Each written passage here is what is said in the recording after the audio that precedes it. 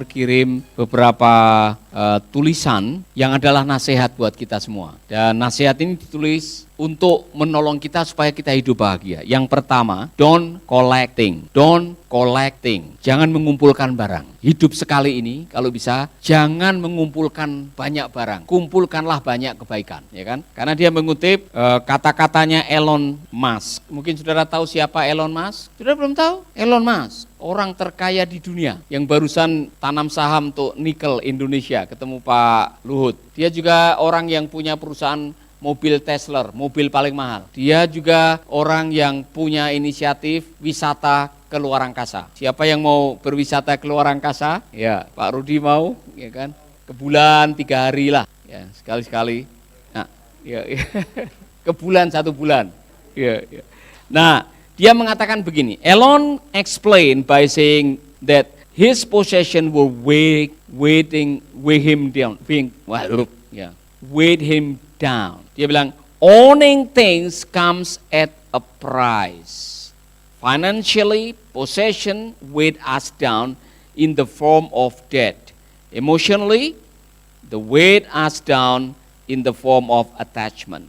Jangan mengumpulkan kekayaan, karena kekayaan itu menjadi beban. Pertama, beban pikiran.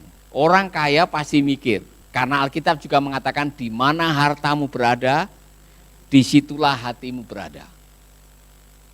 Kalau punya harta secukupnya saja. Karena jangan sampai saudara tidak bisa menikmati harta karena kebanyakan. Sehingga makan pikiran setiap malam tidur tidak bisa menikmati nyenyaknya tidur karena mikir nanti yang di sana siapa yang akan mewarisi, nanti yang rumah yang di sana kalau tidak segera dialihkan siapa nanti yang akan mengambil. Bagaimana dengan simpanan uang saya nanti kalau seandainya terjadi kerusuhan siapa yang pikirannya macam-macam saudara. Iya kan? Jadi lebih baik sewajarnya saja. Maka kata Tuhan Yesus benar juga, kesusahan hari ini untuk hari ini saja. Berikanlah kepada kami makanan hari ini. Hari ini yang secukupnya. Tidak berarti kita tidak bijak menabung, bukan. Maksudnya kita tetap menabung, tapi jangan sampai hidup sekali untuk mengumpulkan, kemudian pikiran kita akhirnya tidak bisa menikmati kebahagiaan. Ini yang menasihati orang paling kaya di dunia ini. Elon Musk. Nah, saudara-saudara, kita berdoa supaya ini menjadi nasihat buat kita semua. Yang kedua, ada yang menasihati seperti ini, spend money on experiences. Karena experience make life rich by creating memories to look back. You won't remember which phone you owned 10 years ago, but you will remember that trek you went for with your partner. Jangan menghabiskan uang untuk yang lain-lain, kalau bisa gunakanlah uang Anda untuk membeli pengalaman. Karena yang Anda ingat sepanjang sisa hidup saudara adalah kenangan-kenangan indah dalam hidup saudara. Anda beli HP 10 tahun kemudian bisa lupa. Tapi kalau uang untuk beli HP digunakan untuk membeli pengalaman, Anda akan masih bisa mengenangnya dengan manis. Jelas ya? Jadi Pak Rudi, daripada menggunakan uang banyak-banyak untuk membeli sesuatu yang barangkali hanya bertahan 24 jam, gunakan untuk beli pancing. Harga pancing yang hanya 150.000, waktu dipakai untuk memancing dan mendapatkan hasil yang bagus, kenangan itu akan dikenang sepanjang masa, itu maksudnya. Jadi kalau ada berkat, gunakan berkat saudara untuk menciptakan kenangan dengan pasangan saudara. Ya kan? Mungkin harganya hanya 19.000 untuk pergi ke bakso Pak Rebo. Tapi bagi pasanganmu yang jarang kamu ajak, kemudian ajak Sita, ayo kita berdua makan bakso Pak Rebo. Itu buat istri, pengalaman 19.000 itu bisa punya kenangan yang luar biasa. Iya kan? Amin. Bu Rina pernah diajak oleh Pak Roni melakukan sesuatu dan pengalamannya sampai hari ini tidak akan pernah dilupakan. Ada tidak? Ada contoh kasih tahu supaya dia tidak marah. Maksudnya dia. Baru sekali. Pak, selama hidup baru sekali belikan baju untuk istri. Oh gitu. Iya. Ya, luar biasa.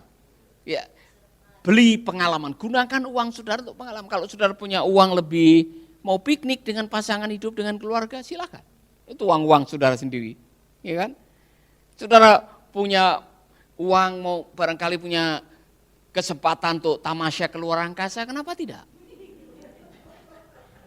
Serius, saudara, kalau saudara banyak, berapa miliar gitu kalau tidak salah itu untuk bisa punya pengalaman. Jadi kalau saudara punya uang untuk melakukan hal-hal yang bisa mendatangkan ingatan kebahagiaan, berbagi dengan orang, menolong orang, gunakan uang saudara untuk melakukan hal-hal yang luar biasa. Saudara tidak akan pernah kekurangan pengalaman indah. Ya kan? Saya yakin nih orang yang bayarin kita mutasi mobil Alphard tuh, pasti dia punya kenangan indah. Kalau ketemu saya bawa Alphardnya pasti dia ingat ya kan, waduh luar biasa. Nah kita yang ketemu orang itu juga senang. Orang itu tahu bagaimana menggunakan hartanya untuk kebaikan. Jadi saudara-saudara gunakan uang saudara bukan untuk membeli barang yang akhirnya Anda nantinya malah lupa dengan barang itu dan tidak tahu barang itu kemana. Lebih baik gunakan uang saudara untuk pengalaman yang indah. Spend money on experience. 1, 2, 3. Yang ketiga saudara pasti suka. Remind yourself that you will die. Ingatkan dirimu suatu saat kau akan mati.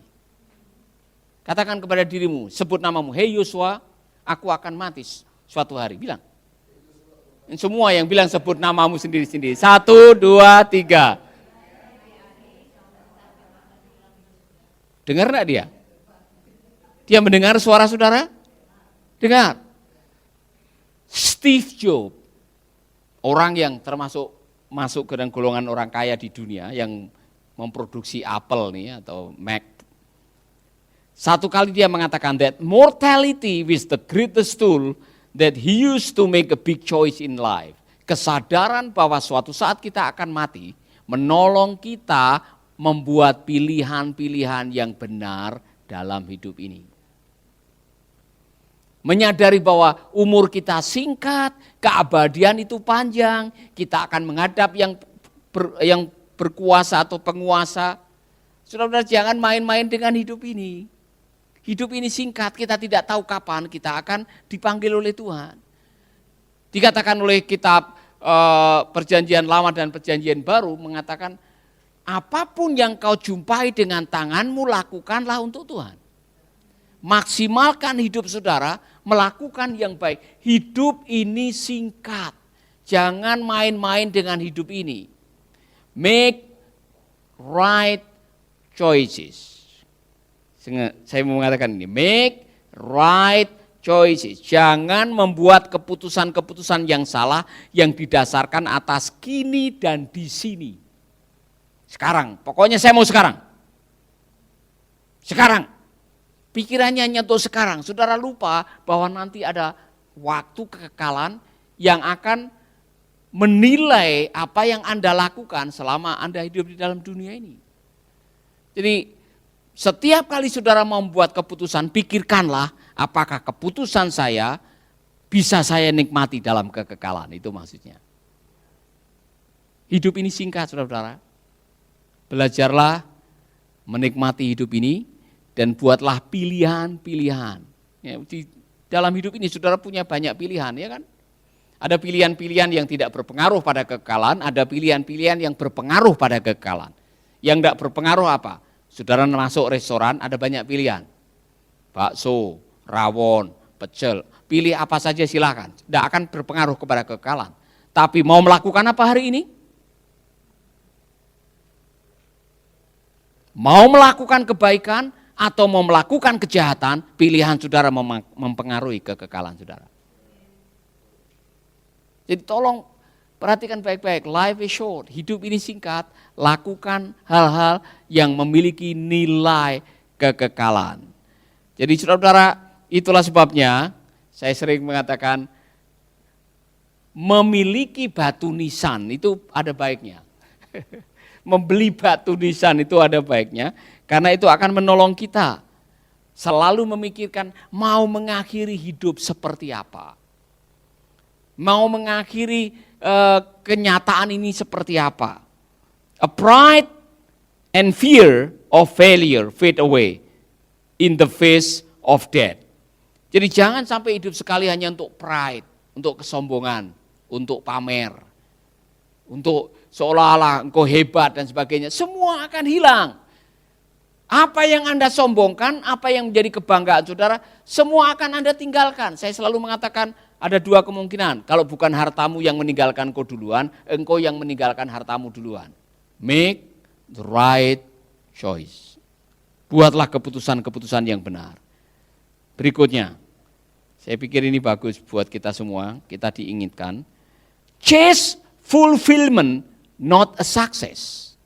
Saya baru dengar ini saudara. Chase fulfillment, not success. Kejarlah kebermaknaan, bukan keberhasilan. Karena ada orang yang dibilang berhasil, tapi tidak menemukan makna. Anda dapat gelar S2, tapi hidupnya biasa-biasa aja. Ada orang-orang yang tidak gelar, tapi hidupnya penuh dengan arti. Karena hidupnya dimaksimalkan untuk menolong sesama, misalkan aja. Saudara dapat gelar doktor, ya kan?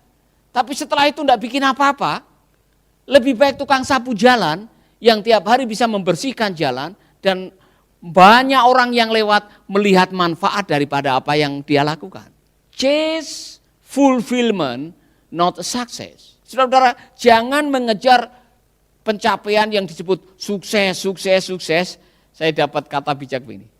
Kalau Anda sudah mencapai sebuah pencapaian tetapi tetap tidak merasakan kebahagiaan, itu kegagalan.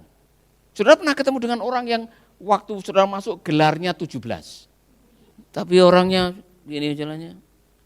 Tidak ada kebahagiaan, tidak ada sukacita, tidak ada dampak dari kehidupannya. Lalu untuk apa Anda mengejar 17 gelar? Lebih baik tidak punya gelar tapi hidupnya berarti. Amin. Katakan kepada teman saudara, kejarlah kebermaknaan bukan keberhasilan.